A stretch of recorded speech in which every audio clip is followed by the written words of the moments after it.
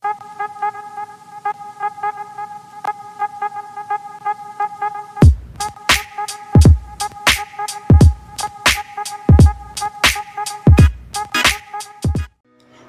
sejahtera.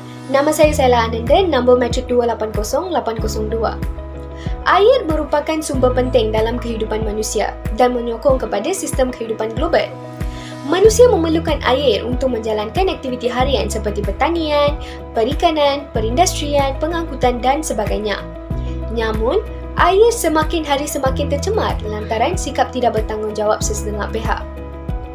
Menurut Akta Kualiti Alam Sekeliling 1974, pencemaran air didefinisikan sebagai apa-apa perubahan langsung atau tidak langsung kepada sifat-sifat fizikal, haba, biologi atau radioaktif, iaitu mana-mana bahagian alam sekitar yang mengeluarkan buangan ini sehingga menjejaskan kegunaannya dan menyebabkan suatu keadaan berbahaya, iaitu memudaratkan kesihatan, keselamatan dan kebajikan pihak awam.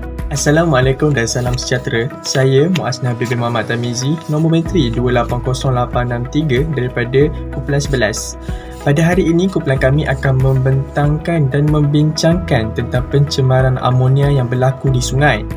Kita akan melihat apakah yang dimasukkan dengan pencemaran amonia itu dan juga kita akan melihat kajian-kajian lepas tentang pencemaran amonia ini. Seterusnya kita akan melihat punca-punca yang menyebabkan berlakunya pencemaran amonia serta kesan-kesan akibat dari pencemaran ini. Akhir sekali kita akan melihat bagaimana dan juga langkah-langkah untuk mengatasi masalah pencemaran amonia ini. Itu sahaja daripada saya. Sekian, terima kasih. Assalamualaikum dan salam sejahtera. Nama saya Muhammad Nur Syami bin Basri. Nombor matrik saya 281035 dan hari ini saya akan bentangkan mengenai pernyataan masalah yang telah kami pilih di dalam infografik kumpulan kami. Dan isunya adalah pencemaran amonia di Sungai Semenyih. Seperti yang kita tahu, bahan amonia ini adalah satu bahan yang sangat berbahaya di dalam kehidupan manusia dan juga kehidupan haiwan alam dan fauna. Dan ianya disebabkan berlaku kerana kebocoran ataupun kecuaian pihak industri tersebut untuk mengawal sisa buangan. Dan pihak LRA Sungai Semenyih telah memberhentikan operasi industri tersebut kerana ia juga di dalam tahap kebimbangan kerajaan dan juga masyarakat yang juga satu kepentingan bagi mengawal kehidupan alam, flora dan fauna di dalam sungai tersebut. Dan seperti yang kita tahu juga, bahan amonia ini terdapat di dalam tanah dan juga kawasan yang berhampiran gunung berapi dan ia boleh kita labelkan ia sebagai satu bahan yang berbahaya dan apabila ia tidak dikawal ataupun tidak dibantras secara meluas maka pencemaran akan turut berlaku secara berleluasa. Dan itu sahaja daripada saya dan saya akan pergi kepada kajian lepas yang telah kami lakukan. Assalamualaikum, nama saya Nur Fitra Maisara binti Zainuddin, memegang nombor matrik 280909, akan membentangkan kajian lepas pencemaran amonia. Statistik menunjukkan pada tahun 1999 hingga tahun 2000, pencemaran amonia semakin meningkat di kawasan perbandaran. Pencemaran ini adalah berpunca daripada pelepasan sisa-sisa industri daripada loji, rawatan dan kilang yang tidak bertanggungjawab sehingga menyebabkan pencemaran amonia di kawasan sungai berdekatan. Didapati hal ini telah memberi kesan kepada fauna ikan sehingga menyebabkan kematian dalam skala yang besar. Pihak berkuasa telah melakukan pemantauan kualiti air sungai yang berdekatan dengan kawasan perindustrian sebagai langkah mencegah pencemaran amonia. Nama saya Syamira binti Muhammad Zarawi, nombor matrik 281023. Saya akan membentangkan objektif kajian bagi objektif umum untuk mengenal pasti punca berlakunya tahap pencemaran amonia di Sungai Semenyih, Selangor. Seterusnya, objektif khusus 1. Mengenal pasti isu-isu pencemaran amonia yang sering berlaku di sungai. Kedua, untuk mengenal pasti punca datangnya pencemaran amonia di Sungai Semenyih, Selangor. Objektif khusus yang ketiga saya akan serahkan kepada Nur Huda. Assalamualaikum warahmatullahi wabarakatuh dan salam sejahtera kepada doktor dan rakan-rakan. Saya Nur Dawati Rosli, nombor metrik 280936 akan meneruskan pembentangan infografik bagi objektif kajian. Seperti yang telah disebut oleh rakan saya sebentar tadi, objektif kajian terdiri pada objektif umum dan khusus. Bagi objektif khusus mengenai pencemaran amonia di Sungai Semenyih Selangor, yang ketiga ialah mengenal pasti kesan pencemaran amonia di Sungai Semenyih Selangor. Yang keempat ialah meneliti tindakan kerajaan terhadap kompaun dan penutupan premis syarikat yang tidak bertanggungjawab membuang bahan kimia di Sungai Semenyih Selangor mengikut perspektif jasmani, emosi, rohani dan intelek. Manakala objektif khusus yang terakhir ialah mencadangkan tindakan penambahbaikan terhadap penjagaan kualiti sungai ke atas pengurusan air Selangor Sdn Bhd Syahbaz dan masyarakat setempat. Selamat sejahtera semua. Nama saya Gita Julia Anak Perkara Jakarta dan nombor metrik saya adalah 280988. Jadi, secara keseluruhannya terdapat beberapa kaedah yang kami gunakan dalam kajian ini. Antaranya ialah borang kaji sidik. Dalam borang kaji sidik ini terdapat 53 responden yang menjawab borang kaji sidik ini. Antaranya perempuan, golongan perempuan yang menjawab kaji sidik ini dengan mencapai peratusan yang tinggi 71.7% dan lelaki 28.3%. Antara golongan umur yang menjawab ujian kaji sidik ini ialah 15 hingga 20 di lingkungan umur 54.7% dan umur 21 hingga 25 lingkungan 39.6%. Kami memilih kaedah ini untuk membuat kaji sidik ini ialah untuk memudahkan kami dengan mengetahui berapa responden yang menjawab soalan sidik ini, dan kami mengambil rujukan dari jurnal Universiti Kebangsaan Malaysia dan juga jurnal dari 2010. Terima kasih. Assalamualaikum warahmatullahi wabarakatuh. Nama saya Tasha binti Malaranggeng, nombor metrik 280809.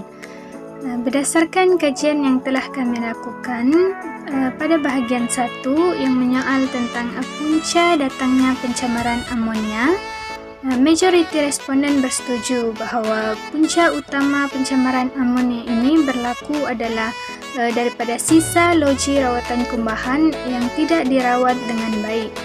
Manakala bagi punca sisa najis daripada ladang-ladang ternakan, hanya terdapat 15% responden yang bersetuju tentang punca ini. Seterusnya, pada bahagian kedua yang menyoal tentang kesan daripada pencemaran amonia, majoriti responden bersetuju bahawa pencemaran amonia yang berlaku akan menjejaskan kualiti serta kuantiti air bagi penduduk di sekitarnya.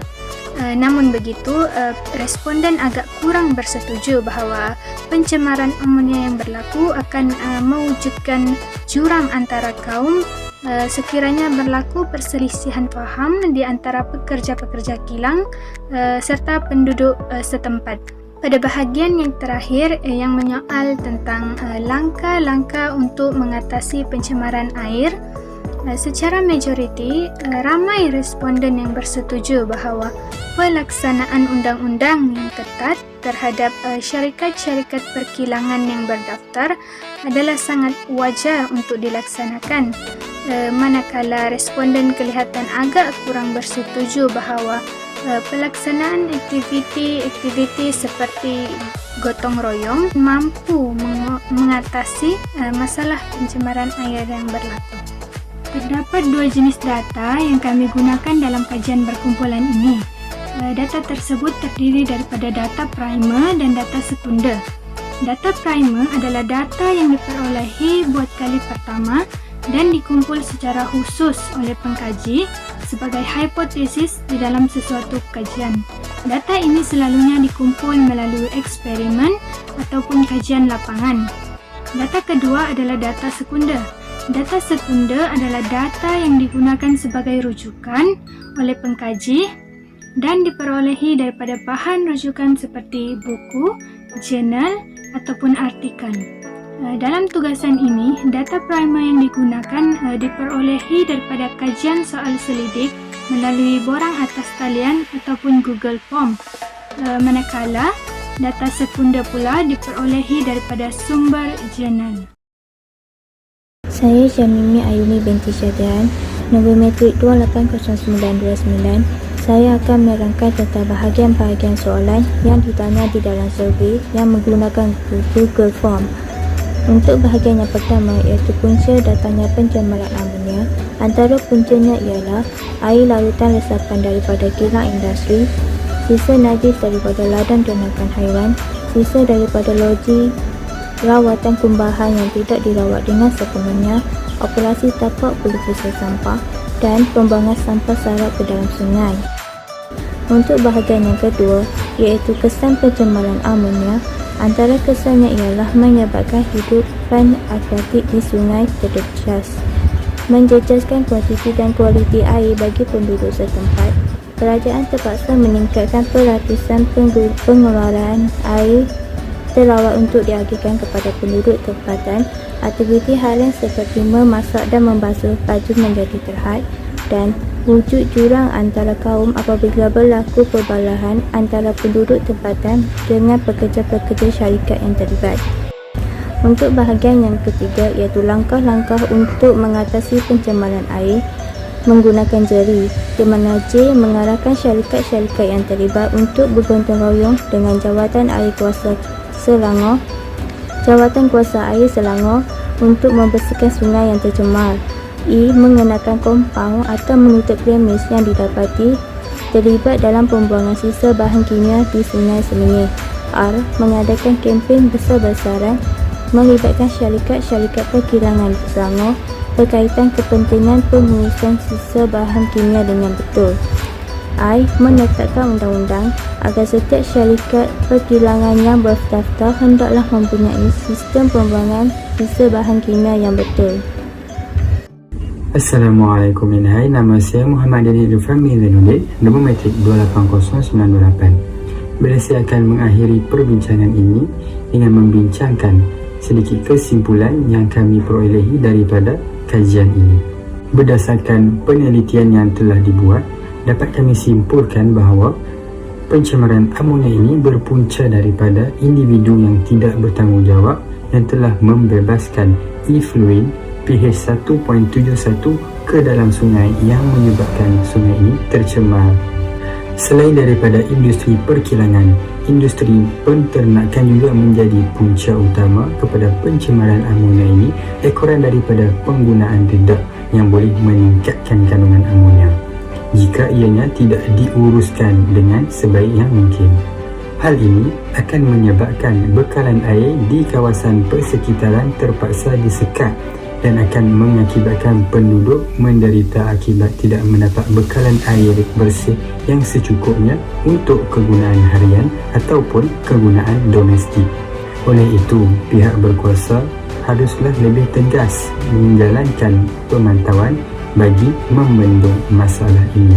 Selain itu, pihak berkuasa juga perlu menjalankan usaha bagi merawat air sungai yang telah dicemari oleh effluent ataupun amonia ini. Beberapa kilang ataupun industri terpaksa ditutup ataupun diberhentikan operasi buat sementara waktu bagi memberi laluan kepada pihak berkuasa untuk membendung masalah pencemaran amonia ini.